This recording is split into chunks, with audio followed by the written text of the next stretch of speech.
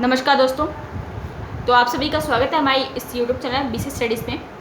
आज हम जो बात करेंगे आपके जो है यहाँ पे मतलब how to write C language step by step. देखो दोस्तों, मैं आपको बता दूँ यहाँ पे मेन बात ये थी, बहुत से बच्चों को डाउट्स आ रहा था कि सी लैंग्वेज करना आपको स्टेप बाय स्टेप बताना था कि हम लोग किस तरीके से आसानी से सी लैंग्वेज को लिख सकते हैं। तो आपका क्वेश्चन जो है काफ़ी ज़्यादा होता था। तो पहले चीज़ मैं आपको बता दूँ कि क्या चीज़ को आपको ध्यान में रख के ना सी लैंग्वेज आपको सीखनी पड़ेगी। नॉर्मल सी थिंकिंग है। पहली चीज़, आपका पहला स्टेप होना चाहिए कि आपको डाउनलोड करना है और इंस्टॉल करना है कंपाइलर को। देखो ये तो बेसिक सी बात है। आप लोग अपने कंप्यूटर या आपके पास लैपटॉप होगा जिसके थ्रू आप लोग अपनी सी लैंग्वेज को बेटर बना सकते हो, ठीक है। और दूसरी चीज़ यहाँ पे स्टेप सेकंड रहेगा आपका कि अंडरस्टैंड द बेसिक्स। पहली चीज़, अगर आप लोग चलाना चाहते हो अपने जो है, पहले आप सी लैंग्वेज अगर सीखना चाहते हो क्योंकि वो बेसिक लैंग्वेज है, उसके बाद ही आप लोग जो है कोई भी लैंग्वेज जो है उसे समझ सकते हो ईजिली। देखो बात होती है, आप पढ़ तो वैसे सकते हो। अगर आप सोचो कि मैं पाइथन पढ़ना चाहता हूँ, पाइथन डायरेक्टली आप लोग पढ़ सकते हो, बट आपके लिए वो चीज़ जो है काफ़ी ज़्यादा हार्ड रहेगी अगर आप डायरेक्टली उस पर जाते हो। अगर आप बेसिक से उस चीज़ को सीखोगे तो अगर आपके पास कोई ऐसा मतलब ऐसा प्रोग्राम बनाने को आपको मिल जाता है या ऐसी कोई डिफ़िकल्ट सा आपको प्रोग्राम है, डिफ़िकल्ट से ऐसी चीज़ आपको मिल जाती है, तो आप लोग उसको आराम से मेमोराइज़ कर सकते हो और अपने प्रोग्राम को जो है ना और भी शॉर्ट फॉर्म में और भी ईजिली प्रूव आउट कर सकते हो। मेरी बात, जो बच्चे यहाँ पे थोड़ा बहुत पढ़ रखे हैं सी लैंग्वेज के बारे में वो समझ पा रहे होंगे, और जो नहीं पढ़े हैं तो कोई बात नहीं, आप लोग उसको नॉर्मल लैंग्वेज में समझो, ठीक है। आप लोग के लिए बहुत ज़्यादा आसान रहेगा। मैं इस वीडियो में जो है आपको बताऊंगी कि पहले कैसे कैसे करते हैं, फिर हर एक टॉपिक्स जो इसमें इंपॉर्टेंट होता है सी लैंग्वेज के लिए वो सारे टॉपिक मैं जो है हर एक अलग अलग वीडियोज़ में कवर आउट कराऊंगी और उन सबकी प्लेलिस्ट आप लोग को मिल जाएगी। तो मैं इसलिए बता रही हूँ क्योंकि ये बेसिक है और कंप्यूटर साइंस के जो बच्चे हैं, बीसी स्टूडेंट्स हैं, उन लोगों के लिए काफ़ी ज़्यादा मोस्ट इंपॉर्टेंट है, ठीक है। चलिए स्टार्ट करते हैं। अगला जो है थर्ड स्टेप होगा एग्जामिन सम बेसिक कोड। आपके पास बेसिक कोड आप लोग को आना चाहिए, ठीक है। कोड्स क्या होते हैं, वो सब चीज़ें हैं जो आपको बोला गया है, बेसिक्स आपको अंडरस्टैंड होना चाहिए। मैं आपको बेसिक्स बिल्कुल क्लियर होने चाहिए चलाने से पहले अगर आप इसे चलाते हो, क्योंकि आपको पता रहेगा कि कंपाइल कहाँ पे होता है, कौन कौन से कीज़ को हमें प्रेस करना पड़ता है, इसके थ्रू अपने डायरेक्टली कंपाइल कर सकते हैं, ठीक है। और हमें किस तरीके से कैसे कैसे उसको इस्तेमाल करना पड़ता है, कैसे सेव करना पड़ता है, कैसे ओपन कर सकते हैं हम लोग किसी भी फाइल को, जैसे आप नॉर्मली फॉर्म में पावर पॉइंट या फिर आप एक्सेल चलाते हो उस तरीके से। ट्राई कंपाइलिंग द प्रोग्राम्स, तो आप लोग क्या करोगे, उसे कंपाइल करना उस प्रोग्राम को, ठीक है। Always comment on A code, ये बात आप लोग को ध्यान रखनी है। जब भी आप लोग क्वेश्चंस करते हो तो क्वेश्चंस या फिर मैं बोलूँ आपको प्रोग्राम चलाते हो तो प्रोग्राम में आपको ना जैसे कि हम लोग मैथ के क्वेश्चन सॉल्व करते थे तो ब्रैकेट बना के इस तरीके का डॉट लगा के कुछ लिखते थे।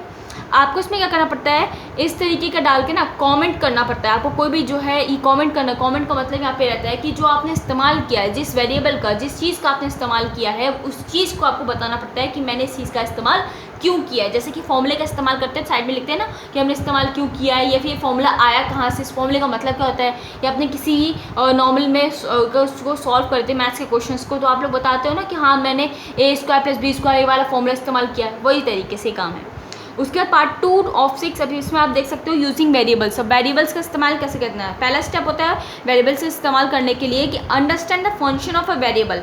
आपको अंडरस्टैंड करना पड़ता है किसको, फंक्शन ऑफ वेरिएबल्स को, और लर्न अंडरस्टैंड मतलब आपको पता होना चाहिए कि वेरिएबल्स क्या होते हैं, वेरिएबल्स को कहाँ इस्तेमाल करना पड़ता है। Learn how variable are declared, किस तरीके से आप वेरिएबल को डिक्लेयर कर सकते हो, आगे लिखना है पीछे लिखना है, किस तरीके से उसको लिखा जाता है, ये चीज़ आपको अंडरस्टैंड होनी चाहिए और लर्न रहनी चाहिए। अगला है कि know where to declare variables, आपको पता होना चाहिए कि आप लोग डिक्लेयर कहाँ करोगे वेरिएबल्स को। और जो है यहाँ पे अगला पॉइंट है use variable to store user input. देखो इसमें लिखा है, आपको यहाँ पे शो नहीं हो रहा होगा, मैं आपको शो कराती हूँ। और थर्ड आपका जो है लास्ट में देख सकते हो use variable to store user input, ठीक है। आपको करना है use variable to store user input, input को इस्तेमाल करना है, ठीक है। तो उसके लिए स्टोर करना पड़ता है वेरिएबल्स को। तो जो भी आप इनपुट लेना चाहते हो, जैसे हम क्वेश्चंस में लेते हैं ना कि लेट ए एंड बी, जो है हमारे पास हम लोग लेट कर लेते हैं ए हमारे मैंगोस हैं, बी हमारे इस तरीके से एप्पल्स हैं, जो क्वेश्चंस हुआ करते थे, मैं बहुत छोटी बात कर रही हूँ यहाँ पे। उसी तरीके से हम यहाँ पे वेरिएबल्स को डिक्लेयर करते हैं जिसके थ्रू हम अपने सॉल्यूशंस कर सकते हैं क्वेश्चंस में। मैनिपुलेट योर वेरिएबल्स, तो आपको मैनिपुलेट करना पड़ता है, ठीक है। मतलब मैनिपुलेट मतलब उसको एक्सप्लेन करना पड़ता है, उसको किस तरीके से आप यूज़ कर रहे हो आगे वेरिएबल्स का, ठीक है, वो चीज़ आपको मैनिपुलेट करनी पड़ती है यहाँ पे। और पार्ट 3 ऑफ 6 इसमें using conditional statement, conditional statements को किस तरीके से आप लोग यहाँ पे इस्तेमाल करोगे। Understand the basic of conditional statement, आपको बस अंडरस्टैंड नहीं चाहिए, मतलब देखो हर एक पॉइंट, इसका क्या है लर्निंग लूप्स, आपको लूप्स के बारे में पता होना चाहिए। लूप मतलब आप लोग क्या करते हो, एक बार आपने कोई चीज़ डिक्लेयर कर दी कि हाँ ये होगा, लूप का मतलब होता है कि बार बार वो चीज़ रिकवर होती रहेगी। जैसे बोलते हैं ना कि आप 1 से लेके जो है ये 0 से बड़ा कहाँ तक 10 तक, तो इस तरीके से कहता है लूप इसमें कैसे लगेगा। अगर आप लूप लगाना चाहते हो तो लूप जब मैं क्वेश्चन कराऊंगी तो आपको बताऊंगी। मैं ऐसे बता रही हूँ कि जो बेसिक है, मतलब जो आप लोग अभी तक पढ़ चुके हो। तो 0 से लेके हम लोग कोई भी बताते हैं बात को कि 0 से लेके इस बात जो है 10 से कम और 0 से ज़्यादा इक्वल लगाते हैं, ठीक है, इक्वल का साइन। तो इसका मतलब क्या होता है 10 से कम 0 से ज़्यादा, तो मतलब इसके ना आगे हो सकता है ना पीछे हो सकता है, तो एक लिमिट लग गई। अब आप इसमें कोई क्वेश्चन कर रहे हो जिसमें कि आपको सॉल्व करना है कि a इज इक्वल टू, या फिर मैं बोलूँ x² + 2x + 10 is equal to 0। अब मुझे बोला गया कि x की वैल्यू जो है ना वो 0 से 10 तक, तो आप इसमें लूप लगाओगे कैसे। लूप का मतलब क्या होता है, लूप का मतलब कि बार बार वो चीज़ चलती रहेगी जब तक इसका एंड नहीं हो जाता। अगर मैं x की वैल्यू 0 रखती हूँ, ठीक है, तो 0 रखने के बाद जो मेरे पास वैल्यू निकल के आती है 10 आएगी, ठीक है। 0 आप इसमें डालोगे तो इसमें क्या आएगी 10 वैल्यू आएगी, जो 10 वैल्यू आई, ठीक है। हाँ कोई बात नहीं, कोई दिक्कत नहीं है, वापस 0 से किया हमने, ये आ गया। अब हमारा अगला पॉइंट क्या रहेगा, x इज इक्वल टू 1 रखूंगी, फिर x इज इक्वल टू 2 रखूंगी, 3 4 5 6 7 8 9 और 10 के बाद मैं 11 नहीं रख सकती। क्यों, क्योंकि यहाँ पे बस लिमिट लगी हुई है कि मैं नंबर जो है x के सिर्फ इन्हीं नंबर्स में इन्हीं को मैं पुट कर सकती हूँ। तो इस तरीके का लूप का काम होता है यहाँ पे। कोई भी एक इंस्ट्रक्शंस होती है, कोई प्रोग्राम्स को अगर सॉल्व करना पड़ता है तो लूप का काम यही होता है कि वो बार बार वही चीज़ को, वही जो आपकी स्टेटमेंट है उसी को रिपीट आउट करेगा, उसी को क्वेश्चंस को सॉल्व करता रहेगा, ठीक है। जब तक उसकी एक आपने लिमिट लगा रखी होगी बस वहीं तक होगी। जब उसको एक्चुअल आंसर मिल जाता है, जब उसको मतलब जो है एंड मिल जाता है उसका, कि उसके बाद उसको नहीं आगे मैनिपुलेट होना, तो वो स्टॉप हो जाता है। तब आप आपका जो है वो कंपाइलर वो कंपाइल करके आपको रिजल्ट दिखा देता है। नहीं तो आपको जो है वो बार बार कंपाइल होता रहेगा, बार बार जो है आपका वो चीज़ लूप चलती रहेगी। जब तक वो लूप चलेगी तो आपके साइड जो है वो अलग अलग नंबर्स पे पॉइंट्स आएंगे। तो जो मैं आपको पढ़ाऊंगी तो आपको ये आप पे क्लियर हो जाएगा।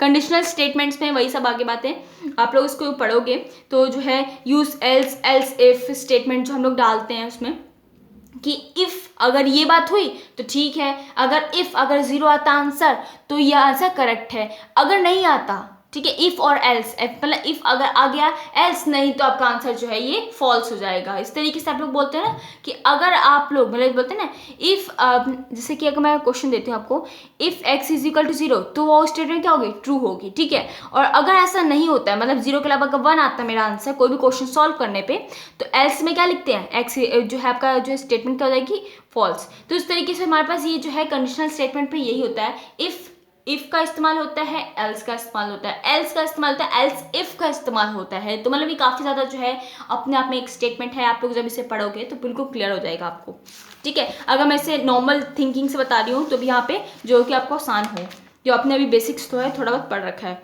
अब अगला पॉइंट है पार्ट 5 ऑफ 6, ये कुछ नहीं है आपका, पार्ट 5 ऑफ 6 यूजिंग फंक्शंस। आपको फंक्शन का इस्तेमाल करना आना चाहिए। Understand the basic of the functions, ठीक है। Start with an outline at the function to the program, ठीक है। आपको फंक्शन का इस्तेमाल करना पड़ता है, अपना कोई फंक्शंस आपको यहाँ पे इस्तेमाल जो है यहाँ पे यूज आउट करना पड़ता है। अब देखो मैं बता दूँ आप लोग को, इन सब चीज़ों के जैसे कंडीशनल स्टेटमेंट्स हो गई आपकी, इस तरीके का वेरिएबल्स हो गया, ये सब बेसिक है।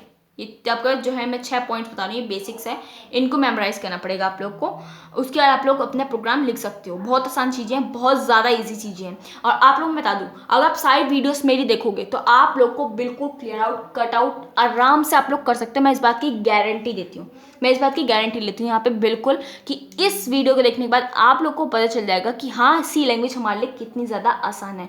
मुझे पता है अभी आप लोग देख के नहीं समझ पा रहे हो, बट हाँ जब मैं इस क्वेश्चंस को कराऊंगी ना तो मैं उसमें आपको ऐसा नहीं पढ़ाऊंगी कि जो हमारे पास जैसे सी लैंग्वेज में इसका इस्तेमाल होता है, यहाँ पे कोडिंग होती है। मैं कंप्यूटर साइंस लैंग्वेज का इस्तेमाल करने के साथ साथ नॉर्मल लैंग्वेजेस का इस्तेमाल करूँगी जो कि आप लोग अभी तक जानते हो, जैसे कि मैंने आपको मैथ्स से कंपेयर करके बताया कि हम मैथ्स में इस तरीके का फॉर्मूला इस्तेमाल करते हैं जो उसमें बार बार इस चीज़ का इस्तेमाल होता था, उसी तरीके से आप लोग इसका लूप का इस्तेमाल करते हो। इसी तरीके से मैं आगे जितने क्वेश्चंस कराऊंगी या जितने आपके टॉपिक्स यहाँ पे कवर कराए जाएंगे उन सभी टॉपिक्स को ईजी फॉर्म में कराऊंगी। तो आप प्लीज़ उन वीडियोज़ को ज़रूर देखना अगर आप लोग सी लैंग्वेज सीखना चाहते हो, ठीक है। इसके बाद जो है कंटिन्यूइंग टू लर्न। अब बात ये है, यहाँ पे लास्ट बात आती है कि आप लोग को अपनी लर्निंग लगातार करते रहनी है। ये नहीं करना है कि आज रुक गए कि यार 10 दिन बाद फिर ओपन किया फिर कुछ समझ नहीं आएगा। आप लोगों को कंटिन्यू करना है, कुछ मत करो। रोज का दिन का एक प्रोग्राम जो है आप प्रोग्राम लिखो। प्रोग्राम का मतलब यहाँ पे ये होता है कि जैसे बोल दिया कि हम लोग को ऐड करना है 2 नंबर्स को, इसका एक प्रोग्राम लिखो, एल्गोरिथम लिखो उसका, ठीक है। कोई बोल देता है एल्गोरिथम लिखो। एल्गोरिथम सबसे छोटी चीज़ है, बेसिक चीज़ है। उसके बाद हम लोग जो है क्वेश्चन को सॉल्व करते हैं। जैसे मैं आपको बता दूं, आपको ग्राफ ड्रॉ करने के लिए कहा जाता था, क्वेश्चंस याद दिलाऊं तो जैसे बोलते थे ना ग्राफ ड्रॉ करो और उसके स्टेप्स लिखो, ठीक है। आप स्टेप में लिखते थे ना, draw a line x axis, draw a line y axis. ये आपके क्या होते थे, स्टेप बाय स्टेप होते थे, ठीक है। मैं आपको आसान तरीके से बता दूं यहाँ पे कि ये स्टेप्स होते थे। उसी तरीके से आप लोग को अपना एल्गोरिथम लिखना पड़ता है। एल्गोरिथम में ये बात क्लियर हो जाती है कि पहला हमें क्या स्टेप निभाना है कि हम लोग डिक्लेयर करेंगे ए और बी वेरिएबल्स को, ठीक है। उसके बाद हम लोग को जो है उसे आगे ऐड करना है, तो किस तरीके से हम वहाँ पे किस चीज़ों का इस्तेमाल करेंगे, किस तरीके के लिखने का तरीका होता है। उसके बाद देखो, एक तो एल्गोरिथम हो गया आपका, सी प्रोग्राम आपका लास्ट में आता है। एल्गोरिथम लिखते हैं, फिर फ्लो चार्ट बनाते हैं। फ्लो चार्ट बनाने का भी बहुत से तरीके हैं, ठीक है। और यहाँ पे उसके बाद आपका सी प्रोग्राम आता है। एल्गोरिथम बनाने के बाद ही आपका सी प्रोग्राम बनता है, क्योंकि एल्गोरिथम में सारी बातें क्लियर हो जाती हैं कि आप लोग को क्या क्या चीज़ों का इस्तेमाल करना है, किन फंक्शंस का इस्तेमाल करना है, किन वेरिएबल्स का इस्तेमाल करना है, और किन आपकी कंडीशनल जो है स्टेटमेंट्स, जो भी चीज़ें यहाँ पे इस्तेमाल होती हैं, लूप कहाँ लगेगा, लूप लगेगा या नहीं लगेगा इस क्वेश्चन में, वो सब चीज़ें आपको आराम से क्लियर हो जाती हैं जब आप लोग एल्गोरिथम बनाते हो। क्योंकि आप लोग जानते हो, आपने पढ़ रखा है सी लैंग्वेज। अब कोई मान लो किसी बंदे को नहीं आती सी लैंग्वेज, लेकिन हाँ मान लो किसी कंपनी में आप वर्क कर रहे हो, आपने किसी जो है लैंग्वेज में उसका जो है सारा डाटा रखा हुआ है, तो क्या वो आपकी लैंग्वेज को समझ पाएगा? आप उसे डाटा दिखाओगे तो लैंग्वेज दिखा दोगे, सी लैंग्वेज आपने लिखी है सी लैंग्वेज की फॉर्म में, तो वो समझ पाएगा? बिल्कुल भी नहीं। तो आप उसे क्या दोगे? आप उसे एल्गोरिथम दोगे जिसमें वो स्टेप बाय स्टेप उस चीज़ को समझ सकता है कि हाँ स्टेप में ये हुआ ये हुआ ये हुआ, ठीक। आपने बिल्कुल करेक्ट बनाई है हमारी स्टेटमेंट, हमारी बिल्कुल जो है हमारे यहाँ पे डाटा था वो बिल्कुल करेक्ट है, तो उससे वो चेकआउट कर सकता है। अगला पॉइंट आता है find a few C programming books. आपको पता होना चाहिए कि सी प्रोग्रामिंग की बुक बेस्ट कौन सी हैं। तो और उसके बाद जो है मैं आपको बताती हूँ लास्ट में इस बारे में, ज्वाइन सम कम्युनिटीज, ठीक है, take some classes considering learning C++। ये आपका लास्ट पॉइंट है। इसका मतलब होता है आपको जब आप सी लैंग्वेज सीख जाते हो तो आप लोग C++ सीखना शुरू कर दो, जिसमें कि उसका मॉडिफाई प्रोसेस है। जिसे बोलते हैं ना कि अभी आपकी 3G, आप बोलते हैं डिफरेंस क्या है 3G में या 4G में, तो डिफरेंस आता है नेट की स्पीड्स में। उसी तरीके से जो काम है ना C और C++ में यही काम है। C में जो था वो थोड़ा बेसिक लेवल का, बेसिक मतलब जो नॉर्मली आपका इस्तेमाल हो रहा है सब चीज़ों में।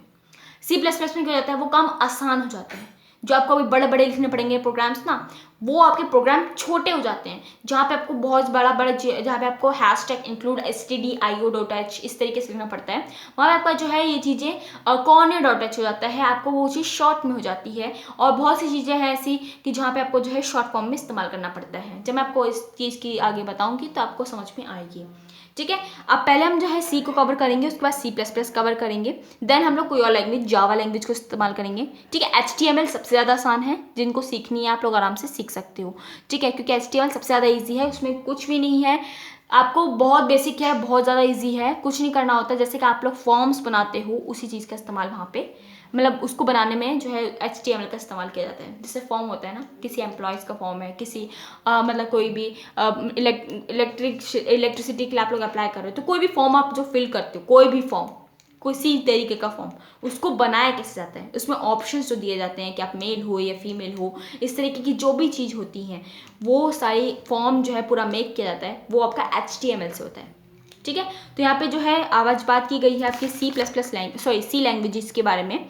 तो आई होप सो आपको वीडियो पसंद आई हो। अगर आपको समझ में आई है वीडियो तो प्लीज़ इस वीडियो को लाइक करके आप लोग जरूर जाएं।